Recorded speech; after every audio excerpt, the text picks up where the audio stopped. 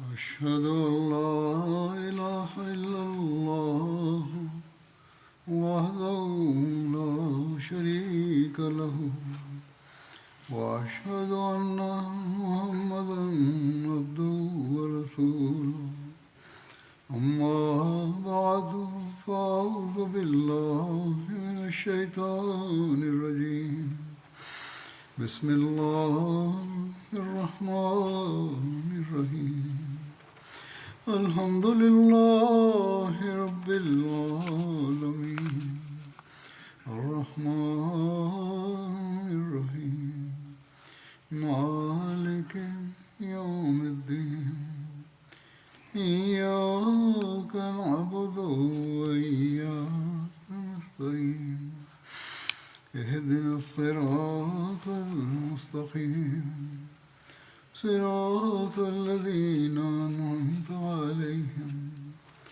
غير المغضوب عليهم ولا الضالين.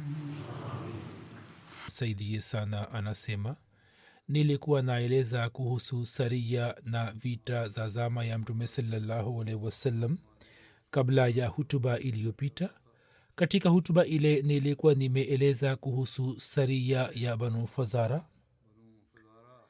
Katika saria iliyotokea zidi ya banu fazara, kwenye historia habari ya tukio moja inapatikana ambayo ni maarufu kwa jina la mauaji ya umme ghirfa. Baadhi ya wanahistoria namna walivyoindika inathibitisha wazi ya kwamba tukio hilo ni kinyume cha uhakika. Imeendikwa katika tabqatul kubra ya kwamba Hazai bin Harisa mwaka wa 6 hijra alielekea Siria kwa lengo la kufanya biashara. Pamoja naye ilikuwa mali ya kibiashara ya masahaba wa mtume sallallahu alaihi wasallam. Alipofika karibu na bonde la Zuqura akakutana na baadhi ya watu wa banu Badr, tawi moja la banu Fazara, ambao wakampiga yeye na wenzake na wakapora mali aliyokuwa nayo. Kisha Zaid alipopona akahudhuria kwa mtume sallallahu alaihi wasallam na akampasha mtume sallallahu alaihi wasallam habari ya tukio. Mtume sallallahu alaihi wasallam akamtuma kwa watu waliokuwa wamemshambulia. Watu hawa waliokuwa waislam walikuwa wakificha mchana na kutembea usiku, lakini banu badar wakapata habari yao. Kisha Zaid na wenzake wakawafikia wakati wa asubuhi, wakapiga takbira na wakawazingira waliokuwepo huko. Umme Ghirfa ambaye jina lake halisi lilikuwa Fatuma binti Ruya bin Badr na binti yake Jaria binti Malik bin Huzaifa bin Badr, Waislamu wakawakamata. Salama bin Akwa akamkamata Jaria na akampatia mtume kama zawadi. Mtume sallallahu alaihi wasallam baadaye akampatia Hazm bin Abi Wahab kama zawadi. Kuhusu huyo, katika baadhi ya vitabu vya historia kama nisemavyo, imeelezwa tukio la mauaji ya Umme Ghirfa kwa njia ya ajabu sana, ambalo kwa mujibu wa mafundisho ya Islam hatuwezi kuliamini. Kwa vyovyote vile imeandikwa katika baadhi ya vitabu ya kwamba Qais bin Mahsar alielekea kwa Umme Ghirfa. Yeye alikuwa mama mzee sana. Qais akamua kwa ukatili sana, akifunga kamba katika miguu yake, akamfunga na ngamia wawili, kisha akasukuma ngamia nao wakakimbia na akamfanya mama huyo kuwa vipande vipande. Qais akawaua watu wengine wawili. Hazai bin Harisa akarejea kutoka safari yake na akapiga hodi kwenye mlango wa mtume. Mtume akiniosha kitamba chake akainuka na kuelekea kwa Zaid hadi akamkumbatia Zaid na akambusu na akamjulia hali. Zaid akampa habari ya ushindi aliyomjalia Mwenyezi Mungu.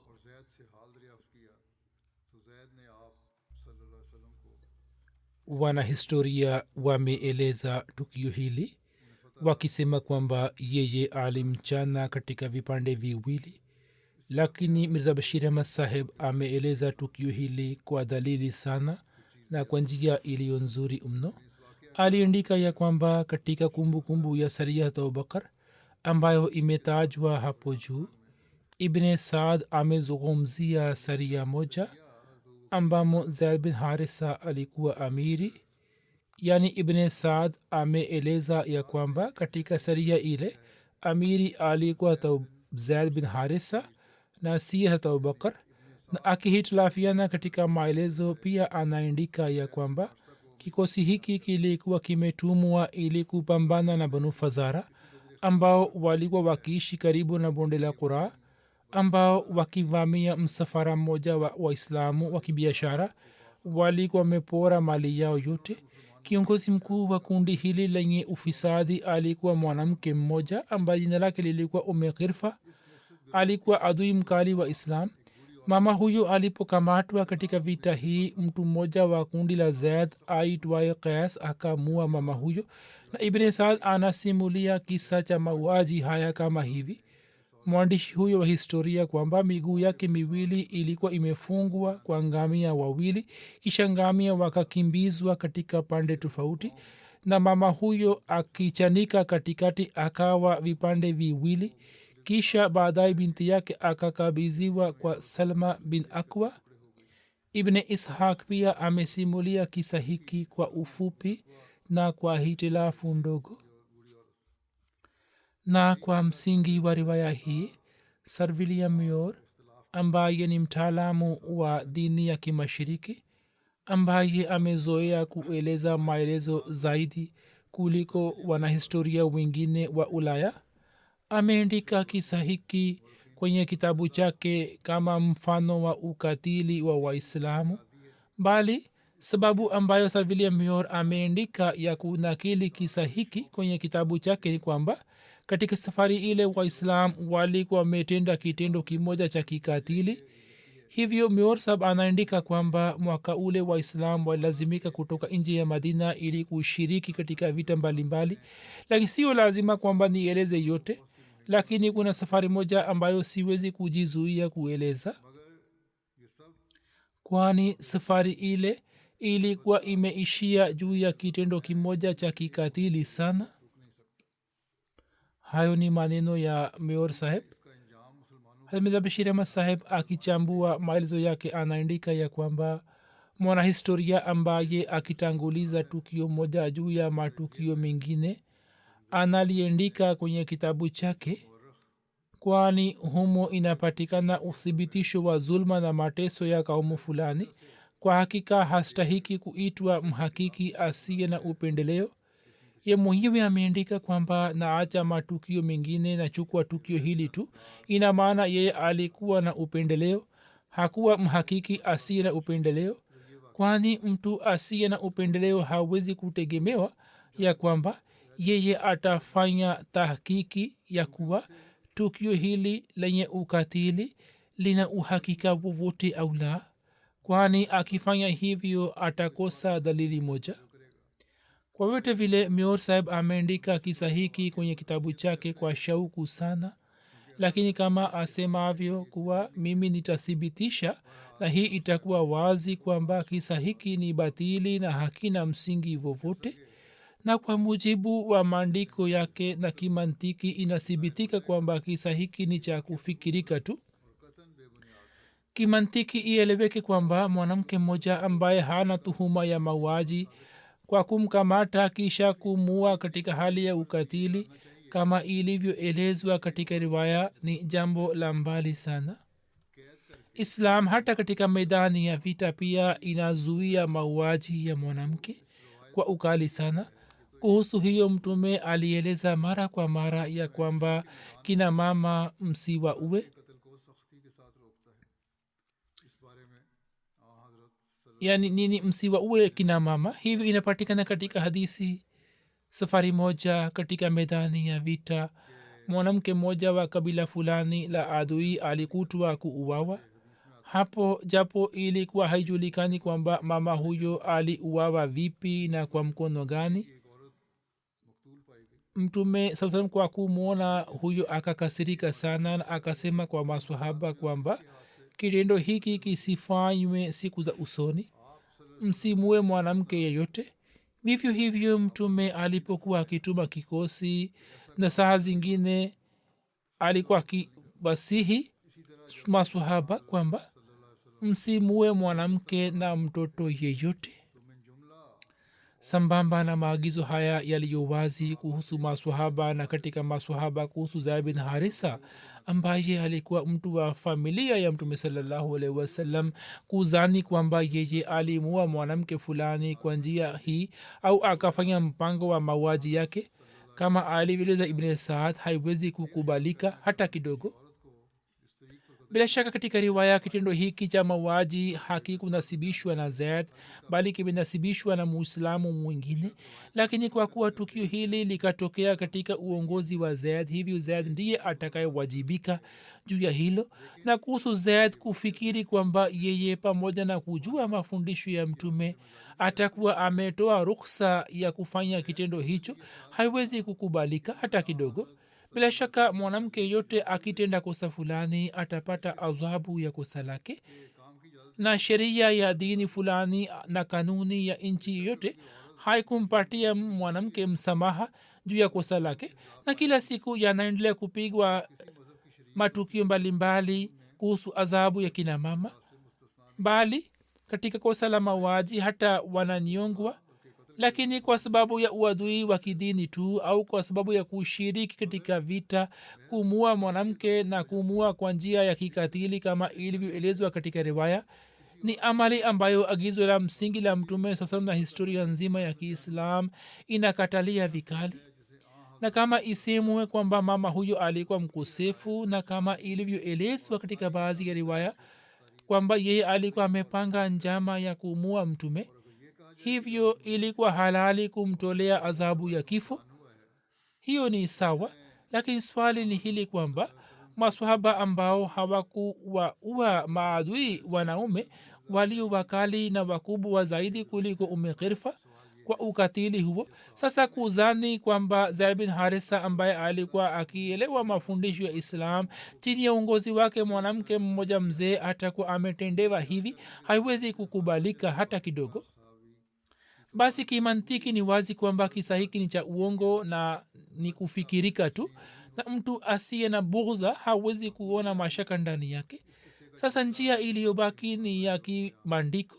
hivyo moja ibn saad na ibn ishaq hawakueleza kielelezo cha riwaya hii, na bila kuwa na kielelezo chenye kuaminika riwaya ya namna hii ambayo iwe zidi ya agizo maalum la mtume saa salam na mwenendo maarufu wa maswahaba haiwezi kukubalika hata kidogo. pili ni ya kwamba tukio hili imesimuliwa katika vitabu maarufu ya hadis kama sahih muslim na sunan abu daud, lakini humo hakuna habari kuhusu Ghirfa, na katika maelezo mengine pia maelezo haya yanapingana na maelezo ya ibn saad. na kwa kuwa hadisi sahihi kwa yakini zinakuwa imara zaidi na zenye hadhi ya kuaminika kuliko riwaya za kawaida za kihistoria, hivyo mbele ya riwaya ya sahih muslim na sunan abu daud riwaya ya ibn saad haina uzito wowote. tofauti hii inakuwa wazi zaidi tunapozingatia jambo hili kwamba upande mmoja ibn saad na ibn ishaka wameeleza riwaya zao bila kielelezo, wakati huo huo imam muslim na abu daud wameeleza riwaya zao pamoja na vielelezo vyote, na pia zidi ya muhadisina ambao wametumia uangalizi mkubwa katika riwaya zao. riwaya ya wanahistoria wa kawaida haina umuhimu wowote. katika sahihi muslim na sunan abu daud tukio hili kama lilivyosimuliwa humu hakuna habari ya mauaji ya Ghirfa. bila shaka katika riwaya ya muslim na abu daud haina jina la Ghirfa, na hata jina la amiri badala ya zaid imeandikwa abu bakar, lakini kwa sababu yake hatuwezi kuwa na mashaka kwamba safari hii ni nyingine, kwani maelezo mengine muhimu ni yale yale. kwa mfano katika riwaya zote ni wazi kwamba kikosi hicho kilikuwa zidi ya banu fazara. pili katika riwaya zote mbili habari hii ipo kwamba kiongozi wa banu fazara alikuwa mama mzee katika zote kuna habari ya kutekwa kwa mwanamke huyo kisha katika zote mbili kuna habari kwamba mama huyo alikuwa na binti aliyetekwa pamoja na mama yake kisha habari hii pia inapatikana katika riwaya zote mbili kwamba binti huyo alikabidhiwa salma bin akwa pamoja na hayo kuna mengine pia yanayofanana sasa fikirini kwamba je mbele ya mambo hayo yanayofanana mtu anaweza kupata mashaka ya kwamba matukio haya ni tofauti lakini sisi hatuishi juu ya hoja ya kimantiki tu bali wahakiki wa zamani pia wameandika kwa uwazi kwamba katika sahih muslim na sunan abu daud tukio limesimuliwa lilile ambalo ibn saad na ibn ishaq wameeleza hivyo alama zarkani imam suheli na imam halbi wameandika wazi kwamba tukio hili ni lile lile ambalo ibn saad na ibn ishaq wameandika kuhusu umme qirfa lakini zaidi ya hayo kuna uthibitisho mwingine kwamba tukio hili ni lile lile ya kwamba tabri ameeleza riwaya hizi mbili kwa pamoja na amesema kwamba yote ni tukio moja ilmurati jambo hili ni wazi kabisa kwamba katika riwaya ya muslim na abu daud imesimuliwa tukio lile lile ambalo ibn saad na ibn hisham wameeleza kwa jina la umme ghirfa kwa njia isiyo sahihi na kwa kuwa riwaya ya vitabu hivi sita yani siha vitabu hivi sita vya hadisi ambayo imeelezwa pamoja na kielelezo chake na imesimuliwa na mtu aliyekwepo katika tukio lile kwa vyote vile ni imara zaidi kuliko riwaya ya ibn saad na ibn hisham hivyo haibaki mashaka ndani ya jambo hili kwamba tukio la mauaji ya umme ghirfa ni tukio la uongo na lisilo na msingi wowote ambalo kwa sababu ya adui fulani ya islam na mnafiki fulani ameingiza katika baadhi ya riwaya za kihistoria na haki ndiyo hii kwamba uhakika wa saria hii si zaidi yake kama ilivyoelezwa na muslim na abu daud kuindikwa kwa tukio la uongo katika historia si jambo la ajabu kwani mifano ya namna hiyo inapatikana katika historia ya kila kaumu na kila nchi lakini jambo hili bila shaka ni jambo la ajabu kwamba mtu kama sir william mayor aindike tukio hilo la uongo katika kitabu chake bila kufanya tahkiki yoyote na kisha akiri jambo hili kwamba sababu ya kuandika kwake ndiyo hii kwamba katika tukio hilo inapatikana mfano moja wa kitendo cha kikatili cha waislamu hivyo tukio hilo ni batili na halikutokea hivi kuna saria abdullah bin atik katika historia habari yake inapatikana iliyotumwa kwa abu rafi ibn saad amesema ya kwamba saria hii ilitokea ramazan mwaka wa 6 hijra hamid bashir ahmad saheb amefanya tahkik kutoka vitabu mbalimbali vya historia sawa na tahkiki yake ameandika ya kwamba kuhusu zama ya mauaji ya abu rafi kuna hitilafu katika riwaya bukhari akifuata zahri bila kutoa tarehe yake maalumu ameeleza kwamba tukio hili lilitokea baada ya mauaji ya kabid ashraf jambo ambalo ni sahihi na aghlabu akiunganisha matukio haya kwa pamoja ameeleza hivi kwani matukio haya yanafanana tabri amesema kwamba tukio hili lilitokea mwaka wa 3 hijra baada ya tukio la kabid ashraf wakati amesema mwaka wa 4 hijra ibn hisham sawa na riwaya ya ibn ishaka amesema kwamba ilitokea baada ya vita ya banu quraiza iliyokuwa imetokea mwishoni mwa mwaka wa 5 hijra na hivyo inaweza kufahamika kuwa ilitokea mwanzoni mwa mwaka wa 6 hijra lakini ibn saad ameeleza kwamba ilitokea mwaka wa 6 hijra na wanahistoria wa kawaida wamemfuata ibn saad wallahu alam ibn ishaq ameeleza kwamba swala la vita ya handaki na banu quraiza lilipofikia tamati yake na salam bin abi huqaiq yani abu rafi alikuwa miongoni mwa watu waliojumuisha jeshi zidi ya mtume saa salam na kabila aus kabla ya vita ya ohod lilikuwa limeshamua Ka'b bin ashraf myahudi kwa sababu ya uadui wake na mtume saa salam na kumpinga mtume salallahu alaihi wasallam. kabila khazraj wakaja kumwomba mtume salallahu alaihi wasallam rukhsa ya kumua salam bin abi huqaiq. wakati ule yeye alikuwa katika khaybar, mtume akawapa rukhsa.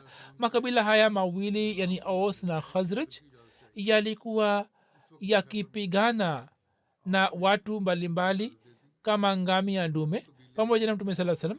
kabila aus likifanya kazi fulani kwa ajili ya mtume. kabila khazraj walikuwa wakisema kwamba kabila hili kwa sababu ya kazi hii watatushinda katika islam na watakuwa karibu zaidi na mtume saa salam. basi wao walikuwa hawajizuii hadi wafanye kazi ya namna ile ile, na khazraj wakifanya kazi fulani aus walikuwa wakiwafuata. watu wa aus walipomua Ka'b bin ashraf kwa sababu ya uadui wake na mtume saa salam, watu wa khazraj wakasema wallahi kabila aus kwa sababu ya amali hiyo haliwezi kutushinda. nao walikuwa wakishindana katika mambo hayo ambayo yawafanye kuwa karibu na allah na mtume wake. basi wao wakatafakari kwamba ni mtu gani ambaye katika uadui wa mtume ni sawa na Ka'b bin ashraf. wao wakakumbuka kwamba ibne abi huqaiq ambaye alikuwa katika ardhi ya khaybar na hijaz. ibne saad anasema kwamba khazraj wakasema kwamba abu rafi bin abi huqaiq alikusanya kabila ghatfan na washirikina walio karibu yake na akawapangia posho ili wao wapigane na mtume salallahu alaihi wasallam. basi khazraj wakaomba mtume rukhsa ya mauaji yake. mtume salallahu alaihi wasallam akawapa rukhsa. hivyo kutoka khazraj watu watano wa banu salma, abdullah bin atik, masud bin sinan, abdullah bin unais johni ambaye alikuwa na uhusiano na ansar, abu qatada, hars bin ribi, khazai bin aswad, watu hawa wakatoka sawa na muhammad bin umar na ibn saad. huyu alikuwa aswad bin khuzai ambaye kutoka kabila aslam alikuwa na uhusiano na ansar, na bara bin azab ameongeza jina la abdullah bin utba kama inapatikana katika sahih bukhari. hivyo wakawa watu 6 na ibn uqba suheli wameongeza asad bin haram, hivyo wakawa watu 7. na mtume sallallahu alaihi wasallam akamteua abdullah bin atik kama amiri wao na akawakataza kuwaua watoto na kina mama. hapo pia muone alisema kwa uwazi kwamba msiwaue kina mama na watoto.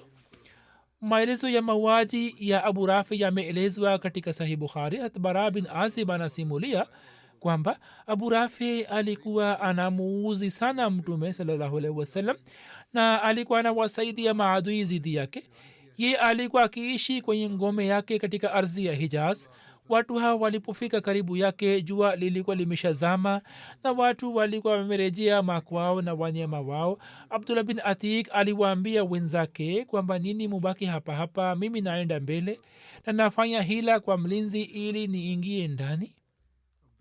ye akaenda na akafika karibu na mlango, kisha akajisitiri kwa kitambaa kama anavyojisaidia na watu wote walikuwa wameshaingia ndani. riwaya moja inasema abdullah bin atik alisema mimi nilianza kufanya hila ili niingie katika ngome. katika muda huo huo watu wa ngome wakakuta kwamba punda mmoja amewapotea. wao wakasema twende na mwanga ili tumtafute. anasema mimi nikaogopa kwamba wasije wakanitambua. anasema nikafunika kichwa changu. swahaba huyo anasema nikafunika kichwa changu kana kwamba najisaidia. ni riwaya ya bukhari. mlinzi akamwita, ewe mtu wa mungu, kama unataka kuingia ndani basi uingie tu, mimi nataka kufunga mlango. mimi nikaingia ndani na nikajificha. Riwaya moja inasema mimi nikaingia ndani kisha nikajificha karibu na mlango wa ngome katika uwanja wa punda. Watu walipoingia ndani mlinzi akafunga mlango kisha akaninginiza funguo juu ya msumari mmoja. Anasema nikainuka na kuelekea kwa funguo, nikachukua funguo na nikafungua mlango. Riwaya moja inasema watu walipolala na ikawa kimya, nikatoka nje. Anasema nilikuwa nimemwona mlinzi na sehemu ambapo alikuwa ameweka ufunguo wa ngome. Hii ni riwaya ya Bukhari. Na watu walikuwa wamejumuika kwa Abu Rafi usiku. Yani alikuwa anaandaa majlis, alikuwa kwenye ghorofa lake la juu. Watu walipoondoka kutoka kwake, anasema nikaendelea kuona majlis inaendelea. Watu walipoondoka, na riwaya moja inasema kwamba watu walikula chakula cha jioni kwa Abu Rafi na wakaendelea kuongea naye hadi sehemu moja ya usiku ikapita, kisha wakarejea katika vyumba vyao. Hii pia ni riwaya ya Bukhari. Hapo mimi nikaelekea kwake na kila mlango nikifungua nilikuwa nafunga kutoka ndani.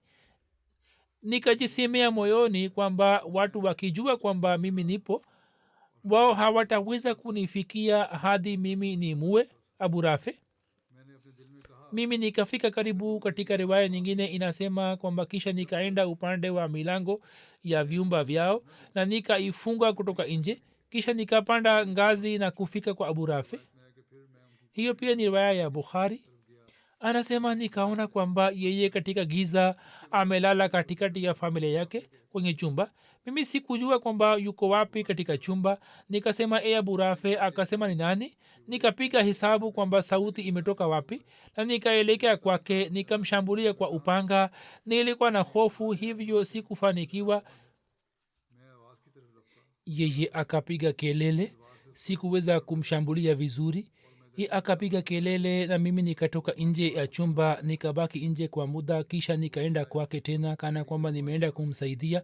Nikasema ewe Abu Rafi, hiyo ni sauti gani? Nikabadilisha sauti yangu. Akasema kwamba ole kwa mama yako. Katika chumba kuna mtu ambaye muda si muda amenivamia kwa upanga. Hata Abdullah bin Atik anasema kwamba nikampiga tena na safari hii nikamlowesha katika damu. Mimi sikuweza kuumua. Kisha nikaweka ncha ya upanga juu ya tumbo lake hadi ikafika mpaka mgongo wake. Katika riwaya ya pili habari ya kumshambulia tena imeelezwa hivi kwamba kisha nikaelekea kwake na nikampiga, lakini sikufanikiwa. Yeye akapiga kelele na watu wa familia yake wakaamka. Anasema kisha nikaja nikabadilisha sauti yangu, yani akaja tena na nikaona kwamba yeye amelala juu ya mgongo wake. Mimi nikaweka upanga juu ya tumbo lake na nikatumia nguvu hadi nikasikia sauti ya mfupa kuvunjika. Hiyo ni riwaya ya Bukhari. Nikajua kwamba nimemua. Kisha nikafungua milango moja baada ya mwingine hadi nikafika kwenye ngazi ya mwisho. Nikafika mguu juu yake na nikazani kwamba nimefika chini, lakini nikaanguka. Na hiyo haikuwa ngazi ya mwisho bali zilikuwa ngazi 2-3. Hivi nikaanguka chini na mguu wangu ukavunjika. Riwaya inasema mguu wangu ukateleza na nikafunga kwa kilemba. Kisha nikaanza kutembea na nikaja kuketi karibu na mlango na nikaanza kutafakari kwamba usiku wa leo sitatoka nje mpaka nijue kwamba je mimi nimemua au la. Jogoo alipowika asubuhi, majogoo walipowika kama wanavyowika wakati wa mapambazuko, mnadi wa mauti akasimama juu ya ukuta na akasema kwamba ninatoa taarifa ya mauti ya tajiri wa watu wa Hijaz. Hapo nikaelekea kwa wenzangu nikasema Allah amemua Abu Rafi. kisha nikafika kwa mtume salallahu alaihi wasallam na nikamwambia. Mtume akasema kwamba sogeza mbele mguu wako. Nikafanya hivyo. Mtume akapapasa mkono juu yake kana kwamba sikuwa na maumivu yoyote ndani yake. baada ya mtume kupapasa mkono, riwaya nyingine inasema kwamba abdullah bin atik alisimulia ya kwamba mimi nikaja kwa wenzangu nikianguka nikasema nendeni mkamwambie mtume habari njema, kwani mimi sitaweza kwenda mpaka nisikie sauti ya mwenye kutoa taarifa ya mauti. asubuhi ilipokaribia, mwenye kutoa taarifa ya mauti akapanda juu na akasema, ninatoa taarifa ya mauati ya abu rafi. abdullah bin atik alikuwa anasema kwamba nikainuka na nikaanza kutembea. sikuwa na shida yote. nikakutana na wenzangu kabla ya wao kufika kwa mtume. hii pia ni riwaya moja kwamba shida yake ilikuwa imemwondoka kabla ya kufika kwa mtume saa salam. tukio hili imam bukhari amesimulia kutoka hatbara bin azib na inasema kwamba abdullah bin atik alimua abu rafi akiwa peke yake, lakini ibne uqba, ibne ishaqa, muhammad bin umar na ibne saad wamesema kwamba pamoja na abdullah bin atik wenzake wote pia wakamua kwa pamoja. hamida bashir ahmad saheb pia ameeleza uchambuzi wake. anaandika ya kwamba anasema kwamba viongozi mayahudi ambao kwa sababu ya uchochezi wao wa kiufisadi mwishoni mwa mwaka wa 5 hijra, fitna hatari ya vita ya handaki ilikuwa imetokea kati yao huyai bin akhtab pamwe na banu quraiza alikuwa amekwisha fikia mwisho wake, lakini salam bin abi huqaiq ambaye kunia yake ilikuwa abu rafi hadi sasa alikuwa huru, alikuwa hai katika maeneo ya khaybar na alikuwa anaendelea na uchochezi na fitna zake. bali kushindwa vibaya katika ahzab na mwisho mbaya wa banu quraiza ulikuwa umemwongeza katika uadui, na kwa kuwa makazi ya makabila ghatfan yalikuwa karibu na khaybar na mayahudi wa khaybar na makabila ya najd yalikuwa majirani, hivyo sasa abu rafi ambaye alikuwa tajiri mkubwa na mtu mkubwa sana alikuwa ameshika tabia ya kwamba alikuwa anaendelea kuwachochea makabila ya najd zidi ya waislamu, na katika uadui wa mtume saa salam alikuwa mfano kamili wa Ka'b bin Ashraf. hivyo katika zama zile tunayozungumzia, yeye alikuwa amewapa ghatfani hela nyingi ili wao wamshambulie mtume sallallahu alaihi wasallam, na inathibitika kutoka historia ya kwamba katika mwezi wa shaban hatari iliyotokea upande wa banu saad ambayo kwa ajili ya kupigania kikosi kimoja kilikuwa kimetumwa chini ya uongozi wa Hazrat Ali kutoka Madina. nyuma yake pia ilikuwa mkono wa mayahudi wa Khaybar ambao chini ya uongozi wa abu rafi walikuwa wanafanya vyote, lakini abu rafi hakuishia hapo. moto wa uadui wake ulitamani damu ya waislamu, na zati ya mtume sallallahu alaihi wasallam alikuwa anamsumbua kama mwiba katika macho yake. hivi akafanya mpango kwamba kama ilivyotokea katika vita ya ahzab, akaanza kutembelea makabila ghatfan ya najd na makabila mengine, na kwa ajili ya kuangamiza waislam akaanza kuwajumuisha katika sura ya jeshi azimu. baada ya vita ya ahzab ye akaanza kutengeneza kundi moja jingine, na hali ikafikia hivi kwamba manzari kama ya ahzab yakaanza kutokea mbele ya macho ya waislamu. hapo watu wachache wa kabila khazraj wakaja kwa mtume sallallahu alaihi wasallam na wakasema kwamba tiba ya fitna hii si nyingine isipokuwa mwanzilishi wa fitna hii auawe, yani abu rafi. hii ndiyo tiba yake. mtume saa salam akitafakari juu ya jambo hili kwamba badala ya kumwaga damu katika nchi nzima, kuuawa kwa mtu mmoja mwenye ufisadi na fitna ni bora zaidi, akawapa maswahaba hawa ruksa, na chini ya uongozi wa abdullah bin atik ansari akawatuma maswahaba 4 wa khazraj kwenda kwa abu rafi. lakini wakati wa kusindikiza akawasihi kwamba angalieni msimue mwanamke au mtoto yeyote. akawasihi tena hivyo mwezi wa ramazan mwaka wa 6 hijra kundi hili likatoka na kwa kumaliza kazi yake kwa busara sana likarejea na hivyo mawingu ya balaa lile yakatoweka kutoka anga ya madina. maelezo ya tukio hili yameelezwa katika bukhari ambayo riwaya yake ni sahihi kuliko riwaya zote kama nilivyoeleza hapo kabla. bara bin azib anasimulia kwamba mtume salallahu alaihi wasallam alituma kundi moja la maswahaba kwenda kwa abu rafi myahudi na akamteua abdullah bin atik ansari kama amir.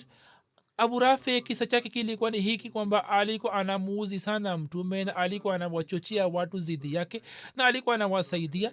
abdullah bin atik na wenzake walipofika karibu na ngome ya abu rafi na jua likazama, abdullah bin atik akawaacha wenzake nyuma na mwenyewe akafika karibu na mlango wa ngome na akaketi karibu yake akijifunika kama vile mtu anakaa kwa kujisaidia.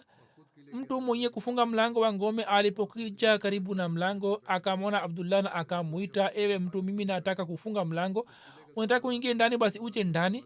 abdullah akainuka na akaingia ndani na akaenda kujificha upande mmoja na mtu mwenye kufunga mlango akafunga mlango na akaninginiza ufunguo wake karibu na akaondoka. kisha abdullah bin atik anasimulia kwamba mimi nikatoka kutoka mahala pangu na kwanza kabisa nikafungua milango ya ngome ili wakati wa haja niweze kutoka nje kwa urahisi. wakati ule abu rafi alikuwa kwenye ghorofa kwenye chumba chake na watu wengi walikuwa wameketi karibu yake na walikuwa wanazungumzia mambo mbalimbali. watu hawa walipoinuka na kuondoka na ukimya ukapatikana, mimi nikapanda ngazi ya nyumba ya abu rafi na nikaenda juu na nikatumia uangalizi kwamba mlango ukiingia kwenye njia yangu nilikuwa na ingia ndani na nilikuwa nafunga kutoka ndani.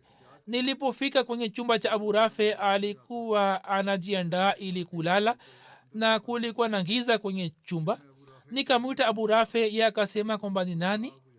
mimi nikapiga hisabu kuhusu sauti yake na nikaelekea kwake na nikamvamia kwa upanga, lakini kulikuwa na giza totoro. mimi nilikuwa na hofu wakati ule, hivyo sikufanikiwa. na abu rafi akipiga kelele akapiga kelele na mimi nikatoka nje ya chumba. baada ya muda nikaenda ndani tena na nikamuuliza kwamba abu rafi, hiyo ilikuwa ni kelele gani? ye hakutambua sauti yangu iliyobadilika na akasema kwamba ole kwa mama yako, mtu fulani amenivamia kwa upanga. mimi nikasikia sauti yake na kisha nikaelekea kwake na nikamvamia kwa upanga. safari hii nikafanikiwa, lakini yeye hakufa na hapo nikampiga mara ya 3 na nikamua. kisha nikafungua milango na haraka haraka nikatoka nje ya nyumba. nilipokuwa na shuka chini kutoka ngazi nikazani kwamba nimeshuka chini, lakini nikaanguka kwenye giza na mguu wangu ukavunjika. riwaya moja inasema kwamba kifundo chake kikavunjika.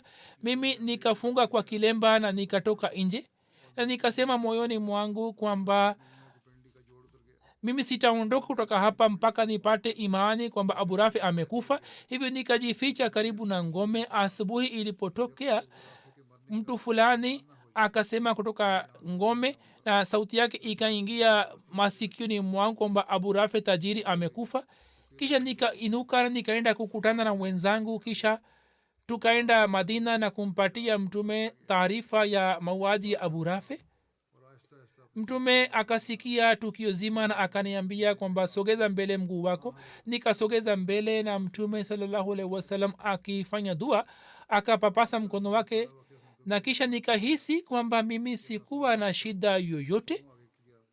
riwaya nyingine inasema kwamba abdullah bin atik alipomshambulia abu rafi, mke wake akaanza kupiga kelele. hapo anasema nikapata hofu kwamba kwa kusikia kelele yake watu wasije wakaamka, na mimi nikataka kumvamia mke wake, lakini nikakumbuka kwamba mtume ametukataza kuwaua kina mama. mimi nikajizuia kufanya hivyo. hapo pia ni jambo lile kwamba mtume alikuwa amewakataza kuwashambulia kina mama. alikuwa kwenye hatari lakini hakufanya hivyo. kuhusu mauaji ya abu rafe hatuna haja ya kujiingiza kwenye mjadala wowote. matendeo ya abu rafe yalikuwa wazi katika historia.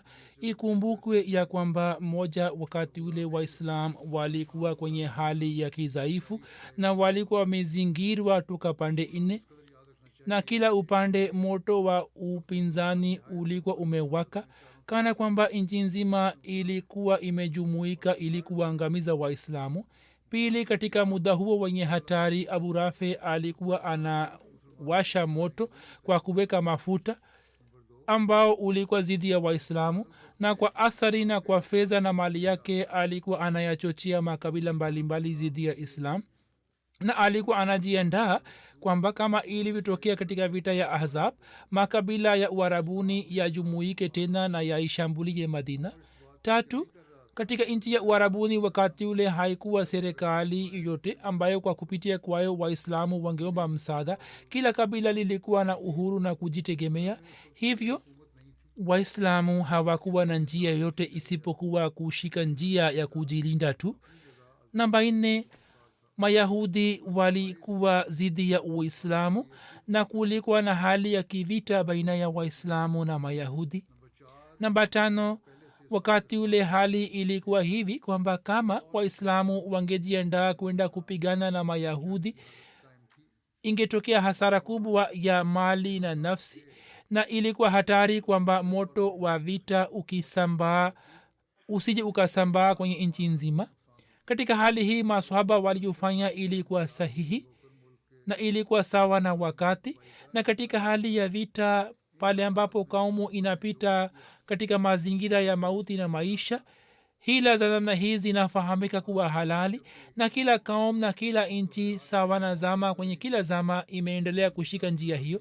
lakini ni masikitiko kwamba katika zama hii huruma kwa mkosefu imefikia mipaka fulani, kwamba mzalimu pia anakuwa bingwa. siku hizi tunaangalia hivi kwamba mzalimu amekuwa bingwa na mtu ambaye anapata adhabu kwa sababu ya makosa yake watu wanaanza kumhurumia. mzalimu akipewa adhabu au isemwe kuhusu kumpatia adhabu watu wanaanza kumhurumia, au watu wenye maslahi zao wataanza kumhurumia na watu wanasahau makosa yake. lakini kuhusu islam sisi tunakiri kwamba islam si dini yenye hisia za uongo. inamwita mkosefu kama mkosefu na inaona adhabu yake kama rehema kwa nchi na jamii. inatoa fundisho la kukata kiungo kilichoungua kutoka mwili na haitoi ruksa kwamba kiungo kilichoungua kiharibu viungo vingine.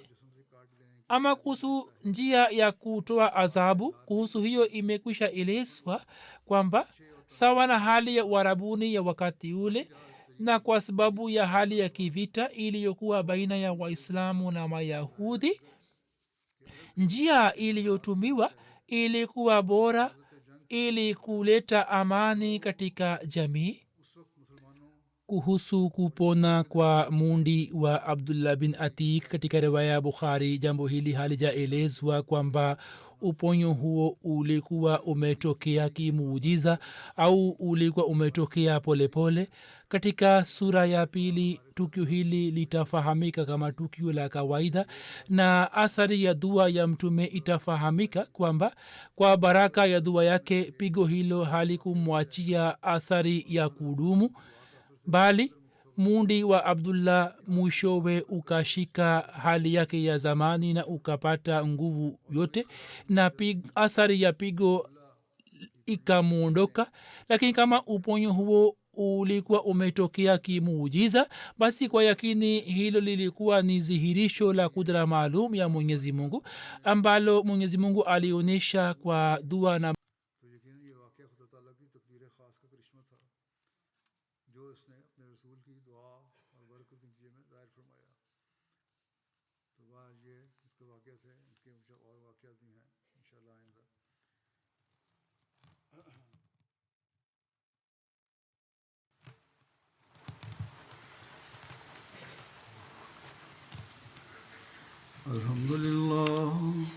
الحمد لله نحمده ونستعينه ونستغفره ونؤمن به ونتوكل عليه ونعوذ بالله من شرور أنفسنا ومن سيئات أعمالنا من يهده الله فلا مضل له ومن يضلل فلا هادي له ونشهد أن لا إله إلا الله ونشهد أن محمدا عبده ورسوله عباد الله رحمكم الله إن الله يأمر بالعدل والإحسان وإيتاء ذي القربى وينهى عن الفحشاء والمنكر والبغي يعظكم لعلكم تذكرون اذكروا الله يذكركم وادعوه يستجب لكم ولذكر الله أكبر